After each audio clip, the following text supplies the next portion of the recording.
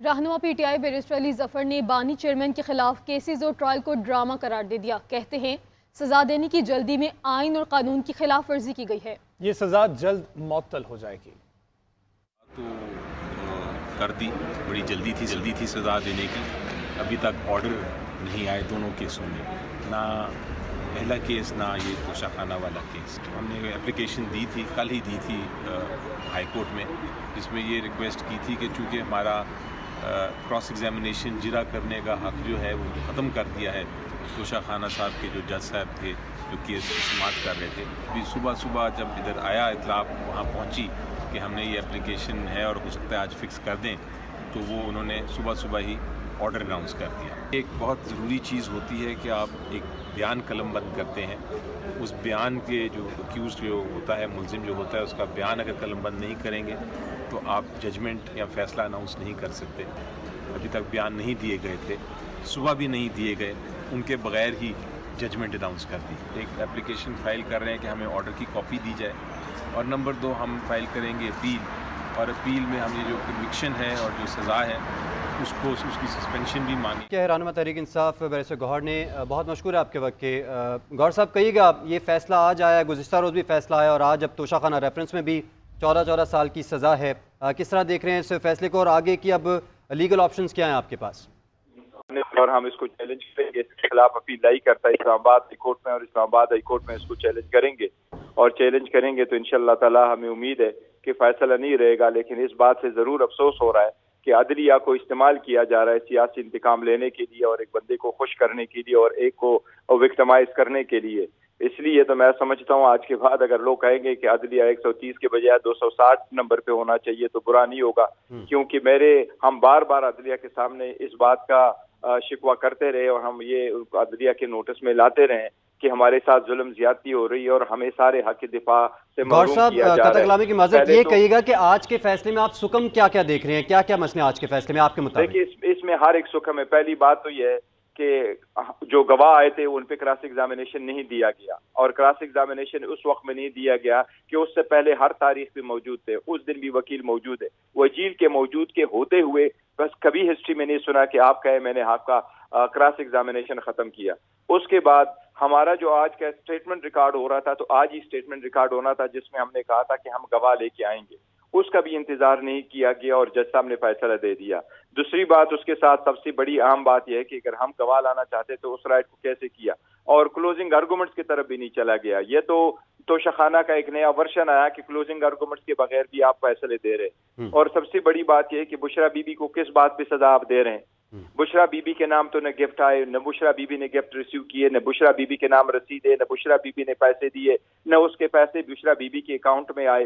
اس سے پہلے election commission میں یہ کس قسم توشہ خانہ کا کیس چلا، اسی طرح سیشن جج میں توشہ خانہ کا پورا ٹرائل چلا، اس میں تک دور تک تو بی بی کا ذکر تک نہیں تھا۔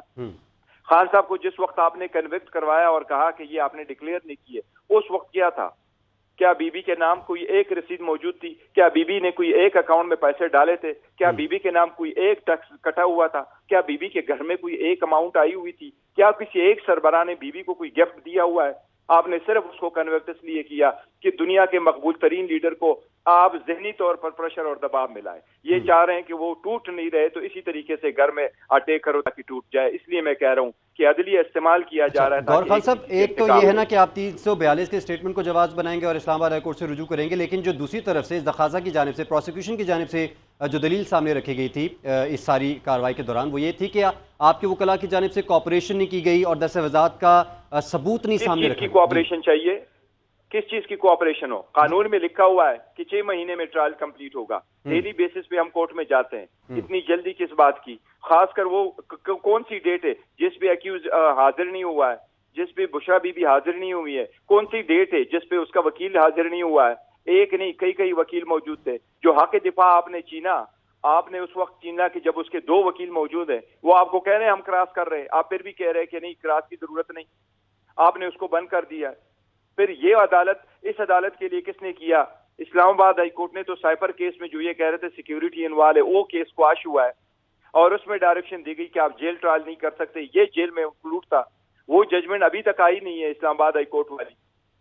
تو ایک طرف تو ہمارے کیسز لیے نہیں جا رہے، ٹیکنیکل بنیادوں پہ کبھی ریزرو کیے جاتے، کبھی ججمنٹ آنے میں دیر، اور کبھی دوسری طرف یہ دیکھو تو ٹیکنیکل بنیادوں پہ ان کو کہو، میں آپ کو بشرا بی بی کی اتنی باتیں بتا رہا ہوں، یہ آپ پراسیکیوشن کو ابھی کال کر کے بتائیں، ان سے پوچھے کہ کون سی رسید ہے جو بی بی کو دی گئی ہے، کون سا گفٹ ہے جو بی بی کے نام آیا، کون سا ہے جو اس نے ریسیو کیا ہے، کون سے اماؤنٹ ہے جو اس نے جمع کرایا ہے، کون سی اماؤنٹ ہے جو اس نے اپنے اکاؤنٹ میں ڈلوایا ہے، کون سی چیز ہے جو بی بی کا ہے۔ اچھا خان صاحب، یہ بھی کہے گا کہ جو گزشتہ روز فیصلہ آیا تھا کیا وہ آپ کو مل چکا ہے؟ جو گزشتہ روز فیصلہ ہوتا ہے، یہ بتائے گا جو آج کا فیصلہ یہ کب تک آپ کو مل جائے گا؟ کون سے فیصلے میں لکھا ہے جو ہمیں مل چکا ہے؟ کون سی چیز ہے جو اس کو مل چکی ہے؟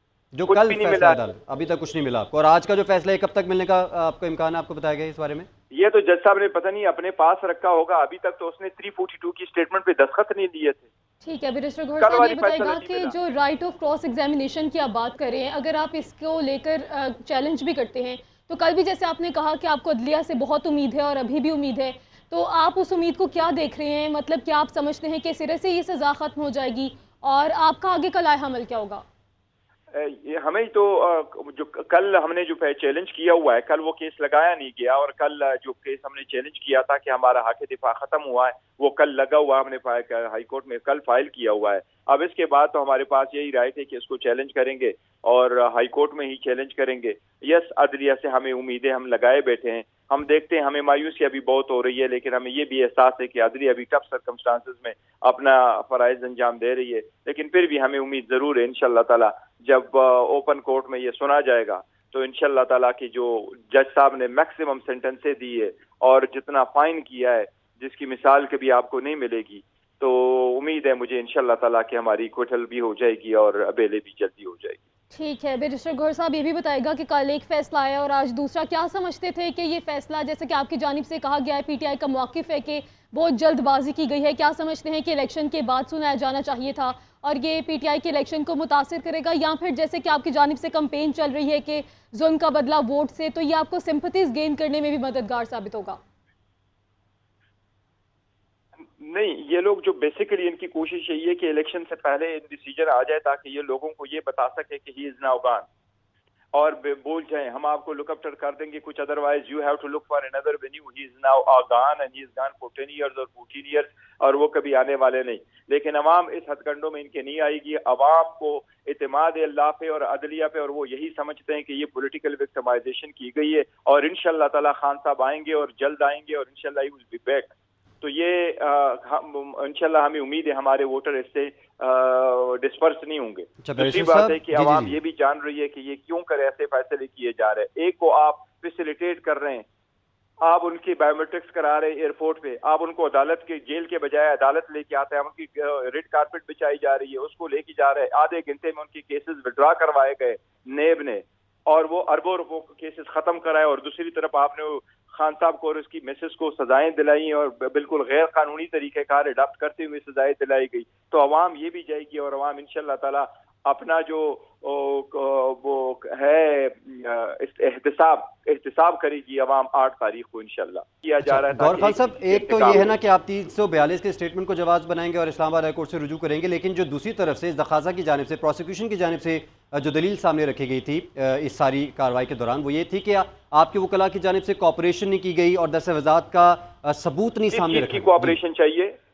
کس چیز کی کوآپریشن ہو؟ قانون میں لکھا ہوا ہے کہ 6 مہینے میں ٹرائل کمپلیٹ ہوگا، ڈیلی بیسس پہ ہم کورٹ میں جاتے ہیں، اتنی جلدی کس بات کی؟ خاص کر وہ کون سی ڈیٹ ہے جس پہ ایکیوز حاضر نہیں ہوا ہے، جس پہ بشرا بی بی حاضر نہیں ہوئی ہے؟ کون سی ڈیٹ ہے جس پہ اس کا وکیل حاضر نہیں ہوا ہے؟ ایک نہیں، کئی وکیل موجود تھے۔ جو حق دفاع آپ نے چینا، آپ نے اس وقت چینا کہ جب اس کے 2 وکیل موجود ہیں، وہ آپ کو کہہ رہے ہیں ہم کراس کر رہے ہیں، آپ پھر بھی کہہ رہے ہیں کہ نہیں کراس کی ضرورت نہیں، آپ نے اس کو بند کر دیا۔ پھر یہ عدالت، اس عدالت کے لیے کس نے کیا؟